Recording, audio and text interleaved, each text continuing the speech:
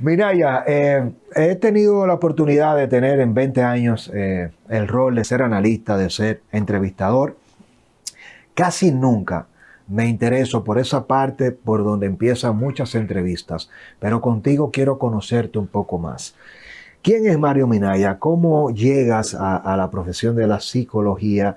¿Cuáles son esos aspectos del ser humano que merece la República Dominicana conocer hoy día? Mira, yo soy esencialmente un campesino, orgulloso de haber nacido con gente generosa en medio de las carencias. Oriundo de Bajabonico arriba. Es un poblado que lo bordea el río Bajabonico, entre Altamira e Inver. Eso es Puerto Plata. Ahí está el Ingenio Amistad, ahí está Llano de Pérez. Ahí en una familia de 8 hermanos, con mi padre y mi madre, mi abuela era la partera del poblado, que incluía 5 o 6 parajes. Comunidades. Todos eran hijos de ella. Todo lo que ella traía a la vida eran sus hijos. Lo que yo tenía, un centenar de hermanos, y ahí nunca faltó comida. Hacíamos la vela de las Mercedes. Y yo desde esos inicios ya tenía una actitud como de confidencialidad. Es decir, yo veía los movimientos de la gente. Recuerdo como ahora un señor que entraba en un caballo a un proceso de infidelidad con una señora, que yo sabía quién era su esposo. Todos los muchachitos estaban ahí y yo era el que no hablaba ni del tema, pero ellos se daban cuenta que yo sabía lo que se movía. El señor pasaba y me pasaba una moneda. Entonces, ¿te compraba el silencio? El silencio. Y yo entendía, yo no hablaba de eso, pero ellos decían que entre los niños había uno como que notaba la vuelta y sabía lo que se daba y no hablaba. Entonces, desde ahí decido, mi mamá era como una especie de curandera en la que la gente iba a conversar, a presentarle problemas, y yo crecí en ese ambiente de la partera y la curandera. Lo que luego, como psicólogo, me resulta familiar. Ese entorno de confidencialidad, de ver la vida de la gente desde esa perspectiva de fragilidad que genera el trauma, que genera el conflicto. Yo he podido ver esa parte que mucha gente no conoce de personas muy importantes de este país, porque por una característica particular decidí quitarle como el enfoque de dinero a mi profesión. Y hasta la pandemia nunca había cobrado una consulta. No me digas. Siendo ya el psicólogo que era, y encontré una coyuntura, por ejemplo, con Luis Marino López de Adrian Tropical, que él patrocinó mi aporte. Yo decidí hacer un diezmo profesional y él dio la infraestructura.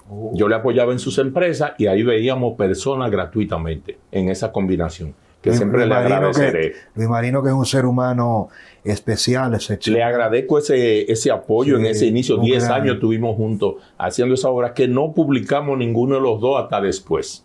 Fue un acuerdo ni muy explícito, pero creo que gracias a eso se benefició mucha gente, y yo más, porque entonces adquirí una experiencia donde podía ver al millonario y al muy pobre. Claro, el contraste. Y traer como una sabiduría fruto de esa apertura, porque estaba abierto a cualquier tipo de persona. ¿Cuántos hijos, Mario Minaya, y tu esposa? 4. 4. Entre los que tenemos mellizos, que eso facilitó la velocidad. Ahora 2 nietas. Estamos disfrutando esa parte ya en mi esposa en retiro, en la casa, y yo trabajando desde la casa. ¿Y cómo de la veterinaria llegas a la psicología? Sí, yo inicio en veterinaria, pero me di cuenta que los animales no estaban ahí, realmente.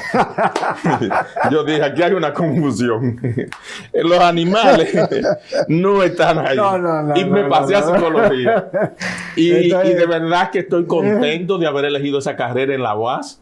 Soy de esa promoción de 1987, tuve grandes maestros, Enelio Rodríguez. Pero ¿cómo es un don tener la dulzura de decir cosas tan impactantes? Porque tú te das cuenta de lo que te acabas de decir. Sí, Mario Minaya nos dice como si nada que él estudiaba veterinaria por su fascinación de trabajar con animales, pero que se da cuenta que los animales no estaban en la veterinaria y por eso estudia psicología. Sí. Normal, y él sigue. Y yo lo he validado en el tiempo. Yo siento que nosotros deberíamos ampliar la visión que tenemos de los animales.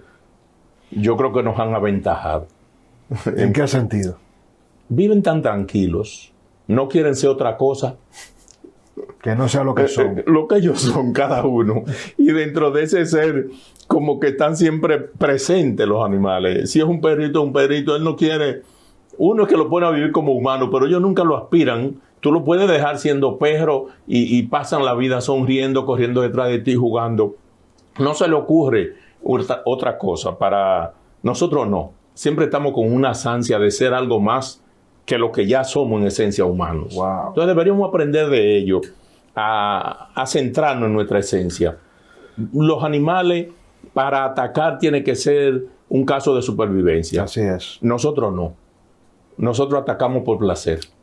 Qué paradoja. Y yo creo que eso nos hace como que paremos y nos demos cuenta de qué parte de nosotros instintiva, de esa parte más ancestral, hemos dejado que se apodere de lo racional. Es decir, ¿cómo hemos permitido que a nivel de cerebro la corteza cerebral sea sustituida por la amígdala cerebral? En ese ejercicio que yo estoy entendiendo todos estos actos de barbarie, de autodestrucción, que están llegando a de una sociedad para mí suicida, en conclusión. Entonces a eso nosotros tenemos que ponerle una mirada, primero crítica y segundo compasiva. Okay.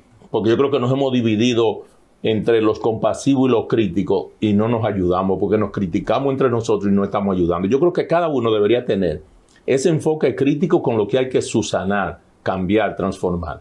Y ese enfoque compasivo con el que no tiene esa posibilidad y esos recursos. Y eso nada más se puede hacer como ejercicio en una sociedad educada. Para mí tenemos que volver a la educación, a los niveles de conciencia. Y por eso me conecto contigo y me siento muy contento de poder estar uniéndonos, porque yo creo que detrás de tu proyecto, más que la denuncia, está la educación. Para que un pueblo aprenda a pensar, aprenda a enfocar, aprenda a discernir, aprenda a construir. Es tan fácil destruir.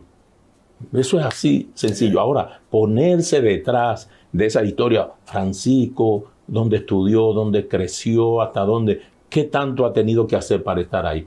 Pienso que algunos comentarios deberían pasar primero por ese tapiz.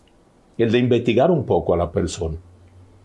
Yo creo que existirían menos comentaristas en la televisión dominicana si se tomaran aunque sea una semana de investigación antes de emitir cada comentario de cada persona que no conocen.